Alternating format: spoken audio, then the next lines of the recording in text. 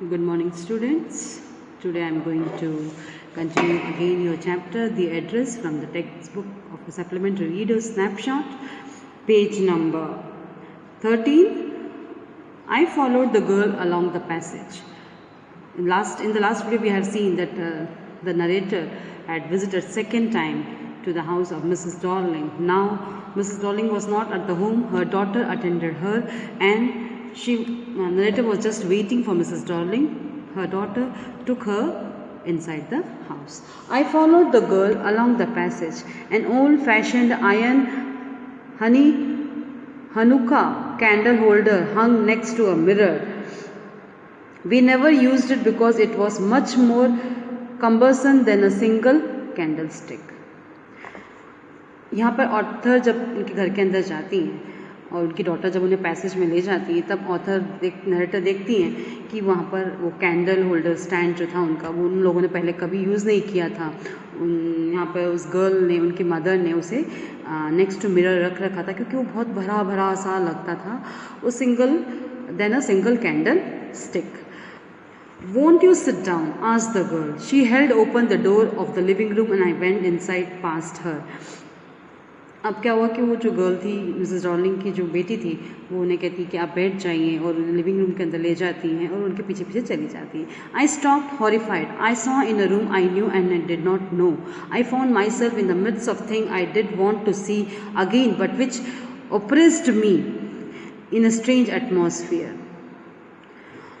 अब ऑथर को जब उन्होंने नरेटर को जब उन्होंने लिविंग रूम के अंदर ले गई वो गर्ल, तब उन्होंने देखा कि वो उन जिन चीज़ों को देखना चाहती थी उन सब के बीच में थी वो, मगर वो सब चीज़ें जो थी वो अब उनको अपनत्व नहीं लग रहा था उन चीज़ों के साथ.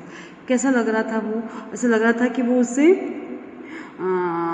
ओप्रेस्ड हो गई, दबी हुई हो गई हैं, या किसी oppressed me in a strange atmosphere. ऐसा लग रहा था कि किसी बिल्कुल स्ट्रेंज एटमॉस्फेयर में वो आ गई. और because of the tasteless way everything was arranged, या हम कह सकते हैं कि वो जो चीज़ों का डिस्प्ले था वहाँ पर उस रूम में बहुत ही अनइवन था, अनऑर्गेनाइज्ड वे में था. Because of the ugly furniture और अ Maggi smell that hung that. और फर्नीचर्स भी बिल्कुल कह सकते हैं अगली थे, और वहाँ के रूम्स में भी स्मेल आ रही थी, बिल्कुल ऐसे आ रही थी, बिल्कुल फंगी जैसी, बिल्कुल अच्छे स्मेल वो रूम्स भी नहीं कर रहे थे. I don't know but I scarcely dare to look around me. वो बहुत डर रही थी कि इधर उधर वो कुछ चीज़ों को देखें. The girl moved a chair. I sat down and stared at the woollen table cloth. I rubbed it. My fingers grew warm from rubbing. I followed the lines of the pattern. Somewhere on the edge there should be a burn mark that had never been repaired. My mother will be back soon, said the girl. I have already made tea for her. Will you have a cup? Thank you. अब यहाँ पे जो narrator हैं, जब वो living room बैठती हैं, उस बैठने को कह देती हैं, वो बैठ जाती हैं. वो बिल्कुल उस एटमॉस्फेयर बिल्कुल खुश नहीं थी, बिल्कुल स्ट्रेंज एटमॉस्फेयर था. बहुत बैड स्मेल उस रूम में से आ रही थी. टीचर्स थिंग्स जो है अनइवन मैनर्स में अरेंज्ड थे. वो फर्नीचर्स बहुत ज़्यादा गंदे थे. उनकी जो चीज़ें थी वहाँ डिस्प्लेड थी, वो बिल्कुल उन्होंने अपने इंपॉर्टेंस खो चुके थे वहाँ पर, क्योंकि वो बिल्कुल ही सही तरीके से रखे हुए नहीं थे. फिर भी जब वो बैठे वहाँ टेबल क्लॉथ पे, उन्होंने देखा कि वहाँ पे वुलन टेबल क्लॉथ रखा हुआ था. वो वुलन टेबल क्लॉथ उनको लग गया कि वो उन्हीं का वुलन टेबल क्लॉथ है. उसमें एक बर्न मार्क था. उन्होंने उसे छूकर महसूस करने की कोशिश की, क्योंकि वो कभी रिपेयर हुआ नहीं था. फिर वो गर्ल कहती है कि उनकी मदर जल्द आने वाली है. उन्होंने उनकी मदर के लिए टी प्रिपेयर करके रखी है, क्या आप भी लेना चाहेंगी? तो नरेटर उन्हें थैंक यू कहती थी. I looked up. The girl put cups ready on the tea table. She had a broad back just like her mother. अब उस गर्ल का भी इससे पीछे का जो हिस्सा था इतना उठा हुआ था जैसे उनकी मदर का था. वो पूरी चाय की पूरी तैयारी कर just prepared tea, just like her mother. She poured tea from a white pot.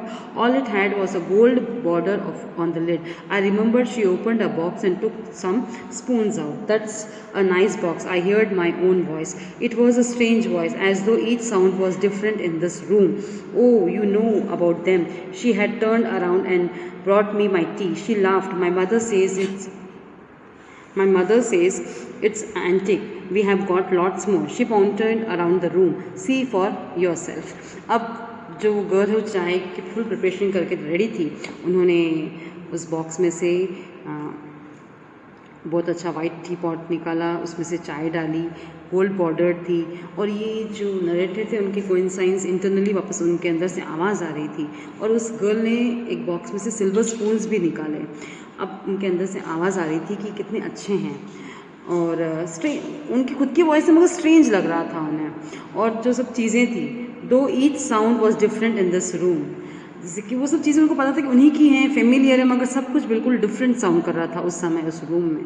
अब वो गर्ल वहाँ पर एक्सप्लेनेशन दे रही है, वो चाय लेके आती हैं और वो लाफ करती हुई कहती है ये सब चीज़ें जो हैं बहुत एंटीक, मेरी मदर कहती हैं ऐसी बहुत सारी चीज़ें हमारे पास रखी हैं और आप चाहें तो देख सकते हैं रूम पे। वो पॉइंट आउट करके वो गर्ल कहती है I had no need to follow her hands, उन्हें गर्ल के जो भी डायरेक्शंस जो फॉलो करने की कोई ज़रूरत ही नहीं थी। I knew which thing she meant, I just looked at the still life over the tea table, as a child I had always fancies the apple on the pewter plate. उन्होंने जो सारी चीज़ें अपनी बचपन में सब चीज़ें देख रखी, उन्हें कोई ज़रूरत ही नहीं है जब वो पॉइंट आउट कर रही है उन सबको देखने की।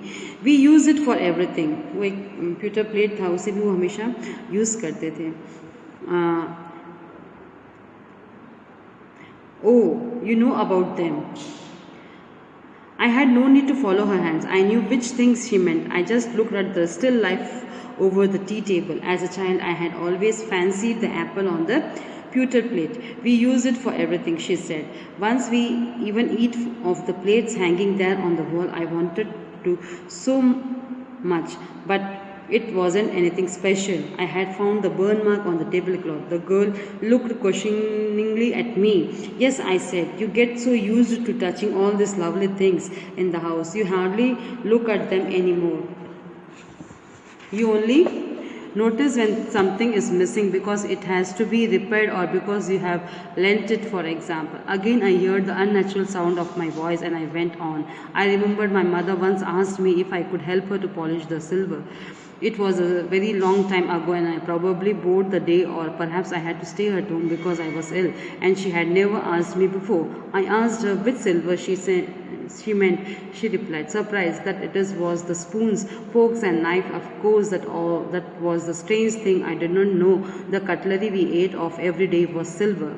The girl laughed again. I bet you don't know it is either. I looked intently at her. What we ate with, she asked. Well, do you know? She hesitated. She walked to the sideboard and wanted to open a drawer. I will look.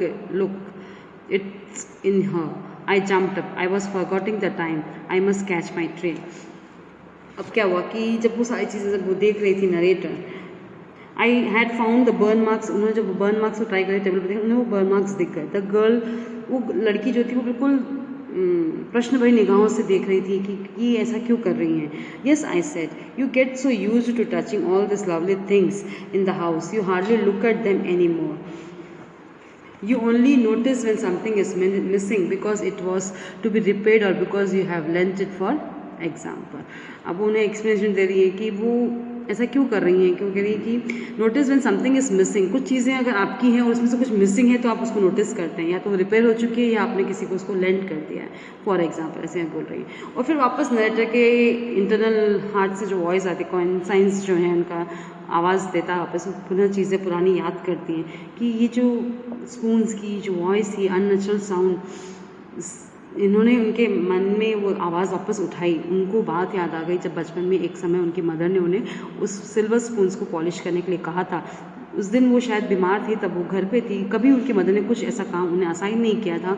उस दिन शायद वो घर पे थी तो उन्होंने उन्हें कहा कि ये सिल्वर स्पून्स को तुम थोड़ा सा चमका दो। उन्हें पता नहीं था कि कौन से सिल्वर स्पून्स, कौन सी क्या चीज़ है। तब उन्होंने मदर ने कहा, रोज़ जो तुम खाती हो, जो कटलरीज हम यूज़ करते हैं as for our dinner or for eating everything, the knives, the forks, the spoons, everything were silver. Only on that day she knew that those things were made of silver. अब वो लड़की जो है यहाँ पर, the girl laughed again. I bet you don't know it is either. I looked intent at her. अब वो आपस में कॉन्वर्सेट कर रहे हो, कह रही है आपको पता नहीं है, वो कह रही है, वो इंटेंट कर रही है at her. What we ate with, she asked. हम जिससे खाते हैं. Well, do you know? Yes, she hesitated. She walked to the sideboard and wanted to open the drawer. वो जाकर साइड ड्रॉर पर वो ड्रॉर खोलना चाहती थी.